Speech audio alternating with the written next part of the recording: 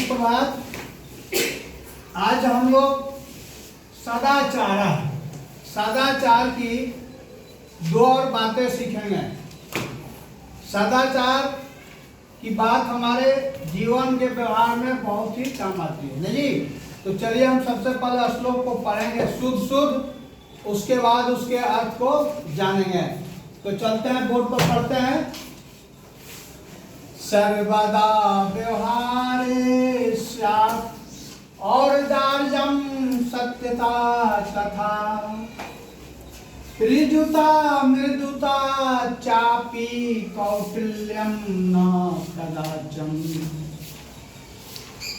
श्रेष्ठं जनं गुरुं चापि मातरं पितरं तथा मनसा कर्मणा वाचा सेवेत सततं सदा। अब इसके अर्थ पर हम ध्यान देते हैं। सर्वदा हमेशा, सर्वदा हमेशा, व्यवहारे व्यवहार में, स्यात् होना चाहिए, और राजम उदारता, तथा सत्यता सच्चाई। इसका अर्थ हो गया कि आपके व्यवहार में हमेशा उदारता और सच्चाई होनी चाहिए। आपके व्यवहार में सर्वदा व्यवहारे स्यात् औदार्यं सत्यता तथा, आपके व्यवहार में हमेशा उदारता और सच्चाई होना चाहिए। ऋजुता मृदुता चापि कौटिल्यं न कदाचन। ऋजुता सरलता, मृदुता मृदुता का मतलब कोमलता, मृदुता का मतलब कोमलता। चापी और जोड़ अपी और न कदाचन कौटिल्यम, और कभी भी आपका व्यवहार कौटिल्य, कुटिल, छल कपट वाला, झूठा, फरेबी नहीं होना चाहिए। यदि आपके व्यवहार में कौटिल्य आता है, कौटिल्य झलकता है नहीं जी, चापलूसी झलकता है, झूठ झलकता है, ठगी झलकता है जी, छल कपट झलकता है, तो आप मानव के उच्च गुण को खो देते। यदि आपको मानव के उच्च गुणों को सीखना है, श्रेष्ठ जन बनना है, श्रेष्ठ मानव बनना है, अच्छा इंसान बनना है, तो आपको सदाचार की बातों पर ध्यान देना चाहिए और इसे याद भी करना चाहिए, और सदाचार के गुणों को अपना जीवन में उसे आदत बना लेना चाहिए। नहीं, व्यवहार में वह आदत हो जाना चाहिए। आदत तभी बनेगा जब श्लोक को याद करेंगे, इसके समझेंगे।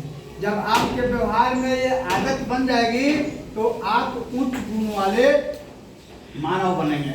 नहीं तो कुटिल विचार के कारण आप मानव के विलोम क्या होता है जी, दानव नहीं जी। कुटिल विचार दानवों का होता है, मानवों का नहीं होता है। आगे देखेंगे श्लोक में। श्रेष्ठम जनम गुरुम चापी, श्रेष्ठम श्रेष्ठ, जन्म लोग, जन माने लोग, आदमी, श्रेष्ठ लोगों, श्रेष्ठ लोग, श्रेष्ठम जन्म श्रेष्ठ लोग, गुरुम गुरु, चापी और तथा, अपि चाज और अपि और भी, मातरम माता, पितरम पिता, पितरम पिता, मातरम माता को, गुरुम गुरु को है जी।